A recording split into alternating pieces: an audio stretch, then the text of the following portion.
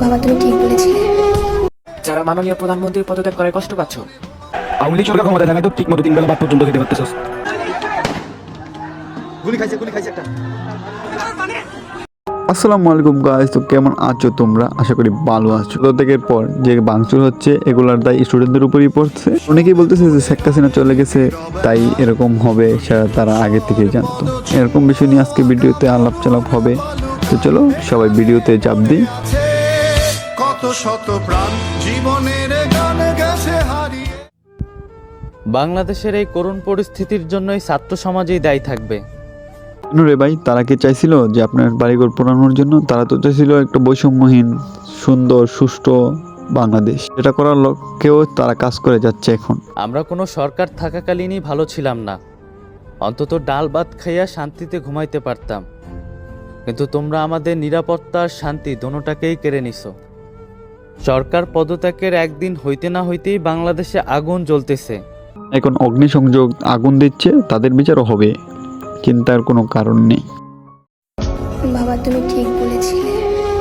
এই দেশে আমি কলম বিক্রি করতে এসেছিলাম, পরিশেষে আমি অপরাধী হলাম।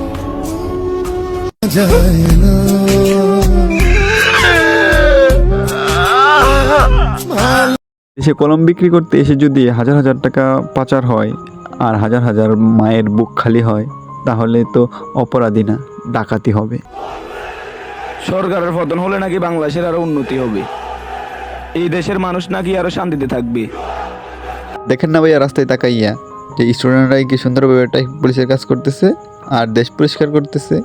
লাশ পড়া বন্ধ হয়েছে, এটা কি দেখতে পাচ্ছেন না আপনারা? অন্য প্রসঙ্গের কথা বাদ দিলাম, শুধু এই প্রসঙ্গের কথা বলতেছি। আওয়ামী লীগ সরকার ক্ষমতায় থাকায় তো ঠিক মতো 3 বেলা ভাত পর্যন্ত খেতে পারতেছস। অন্য সরকার যে সময় ছিল ওই সময় তো আর মানুষ ভাত খায় নাই, মানুষ পানি খায় পাচ্ছে। ঠিক মতো রাতে ঘুমাতে পারতেছস।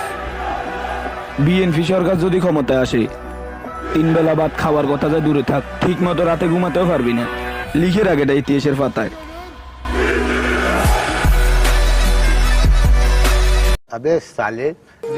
এই সরকার তো কাউকে বাঁচতেই দিচ্ছে না, শান্তি তো পরের কথা। 2013 সালে কত মানুষ গণহত্যা করেছে তার এখনো হিসাব হয় না। পদে পদে কত মানুষ মারা গেছে সেগুলো তো গণার বাহিরে। আমার নেত্রীর চোখের পানির মূল্য একদিন গোটা বাঙালি জাতিকে দিতে হবে। যারা তার বিরুদ্ধে ষড়যন্ত্র করছে তারা ঠিক একদিন বুঝতে পারবে। আপনার নেত্রীর চোখের পানি আর আমাদের ভাইয়ের রক্ত, আমাদের হুজুরদের রক্ত, এর থেকে চোখের পানির মূল্য কি বেশি? যারা মাননীয় প্রধানমন্ত্রীর পদত্যাগ করে কষ্ট পাচ্ছ, তোমরা কি গণভবনে গণকবর দেখোনি?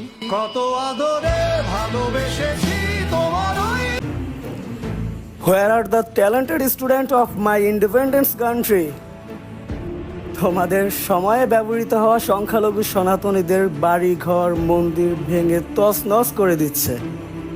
কি গো, আমাদের বাঁচাবা না? অবশ্যই বাঁচাবো। আপনাদের মন্দির পাহারা দিতে গিয়েই আমাদের মাদ্রাসার ছাত্ররা গিয়েছে, সকল বৈষম্য বলে। আর যারা মন্দিরে আগুন দিচ্ছে তারা দেশটাতে আবারও গন্ডগোল লাগাতে চাচ্ছে, এটা আপনারা প্লিজ বুঝুন। আর না হলে চলো আন্দোলন আরো একটা করি। বোকা সনাতনী, বাংলাদেশ ছাড়ো তাড়াতাড়ি।